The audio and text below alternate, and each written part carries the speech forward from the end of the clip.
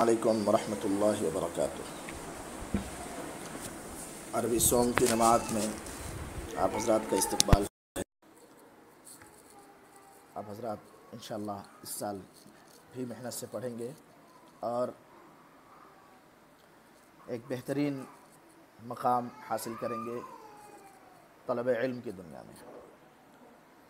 اور طلب علم کے سلسلے میں جو آداب ہیں، پابندی، مطالعہ، تکرار، یہ ساری چیزیں جو ہیں آپ حضرات اس سلسلے میں بہت ایکٹیولی جو ہے کردار ادا کریں گے۔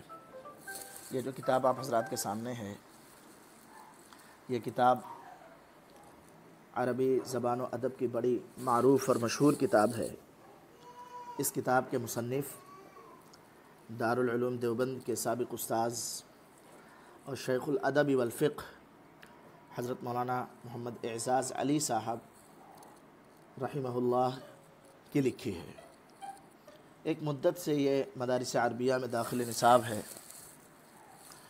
اور اس کتاب کی بڑی معنویت ہے۔ حضرت مولانا نے عربی زبان سکھانے کے لیے مختصر واقعات کا سہارا لیا ہے اور دلچسپ واقعات کو بھی بیان کیا ہے۔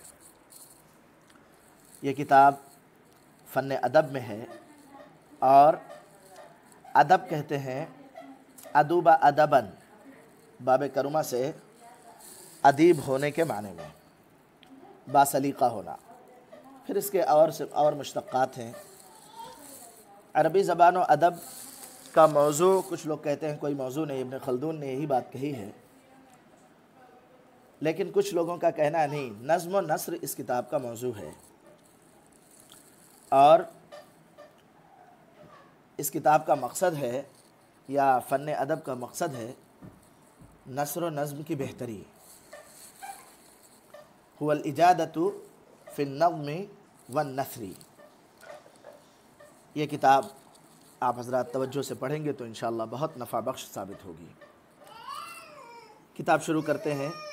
حضرت مولانا اعزاز علی صاحب کے بارے میں آپ حضرات مزید پڑھ سکتے ہیں، اور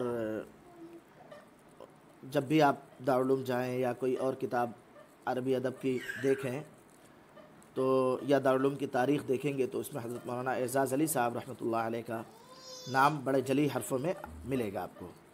جتنے اس کے شارحین ہیں اس کتاب کے، انہوں نے تو حضرت مولانا کی بڑی تفصیلی جو ہے زندگی لکھی ہے۔ آپ حضرات کو حضرت مولانا کو پڑھنے کی کوشش کرنی چاہیے۔ خیر، آگے ہم اب کتاب شروع کر رہے ہیں۔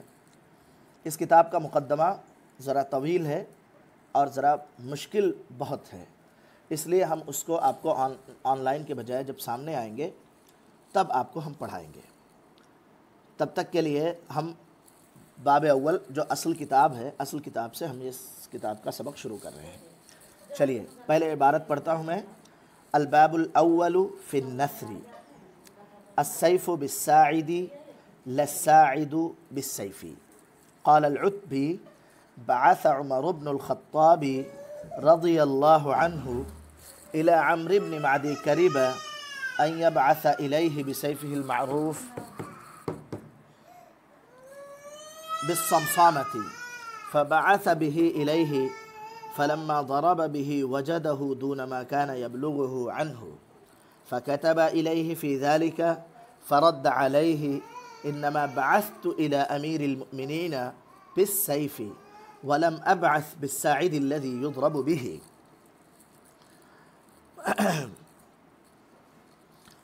یہ کتاب کے پڑھانے کا طریقہ یہ ہوگا کہ پہلے عبارت پڑھی جائے گی، پھر حل لغات کرائی جائے گی، پھر ترجمہ کرایا جائے گا اور مشکل الفاظ کی پھر تحقیق کری جائے گی۔ تحقیق کا مطلب کوئی نئی چیز آ گئی تو اس کے بارے میں بتایا جائے گا۔ آپ حضرات کو یہ جو لغت میں بتانے جا رہا ہوں یہ لکھنا ہے، اہتمام سے لکھ کر کے لانا ہے۔ چلیں، نثر کہتے ہیں غیر منظوم کلام کو، جس میں نظم کی صفات نہ پائی جائیں، قوافی، سجا کی رعایت اور جو ہے بلکہ سادی سادی گفتگو کی جائے تو اس کو نثر کہتے ہیں۔ نثر کے بیان میں پہلا باب ہے اور دوسرا باب نظم کے بیان میں ہے۔ سیف کے معنی ہیں تلوار جمع سیوف، اور الساعد کے معنی ہیں بازو جمع سواعد۔ عتبی راوی ہے۔ بعث الی احد کے معنی کوئی پیغام بھیجنا، کسی کے پاس، بعث شیئا الی احد کسی کے پاس کچھ بھیجنا۔ عمرو بن معدی کرب مشہور سوار ہیں، معدی کرب بھی بولتے ہیں، معدی کروب بھی بولتے ہیں، معدی کریب بھی بولتے ہیں۔ ان یبعث الیہ بسیفہ المعروف، المعروف کے مشہور کے معنی میں ہے عرف یعرف عرفانا، سے اس مفعول کا صیغہ ہے۔ الصمصامہ، صمصامہ وہ تلوار جس کی دھار کند نہ ہو، جس کی دھار نہ مڑنے والی ہو۔ یہ مشہور تھی، صمصامہ کے نام سے تلوار مشہور تھی حضرت عمرو بن معدی کریب کی۔ فبعث به الیہ فلما ضرب به، ضرب بالسیف کے معنی ہے تلوار چلانا، ضرب بالسیف یضرب ضربا۔ وجد یجد وجودا کے معنی ہے پانا۔ دونا، دونا کئی معنوں میں آتا ہے، کبھی کم کے معنی میں، کبھی پرے کے معنی میں، کبھی ورے کے معنی میں، یہاں پر کم کے معنی میں ہے۔ بلغہ عن شیء، کسی کو کسی چیز کے بارے میں کوئی اطلاع پہنچنا، کوئی چیز کسی کے پاس پہنچنا، کسی چیز کی کسی کے پاس اطلاع پہنچنا۔ فکتب الیہ، کتب الی احد کے معنی پیغام بھیجنا، لکھ کر کے بھیجنا۔ رد علیہ یرد ردا کے معنی ہے نصرہ سے جواب دینا۔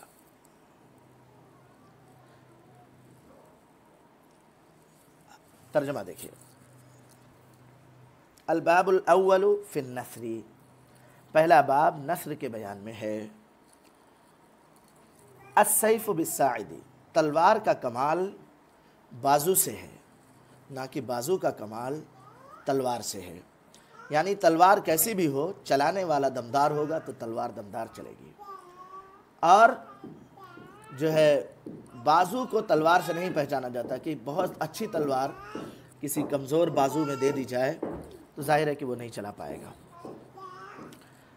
قال العتبی، عتبی نے کہا کہ عمر ابن خطاب رضی اللہ عنہ نے عمرو ابن معدی کریب کے پاس یہ پیغام بھیجا کہ وہ ان کے پاس، یعنی عمرو ابن معدی کرب، یبعث کی ضمیر کا مرجع ہے عمرو ابن معدی کرب، کہ وہ بھیجیں، الیہ کی ضمیر کا مرجع ہے حضرت عمر رضی اللہ عنہ، کہ وہ بھیجیں حضرت عمر رضی اللہ عنہ کے پاس اپنی صمصامہ سے مشہور تلوار کو۔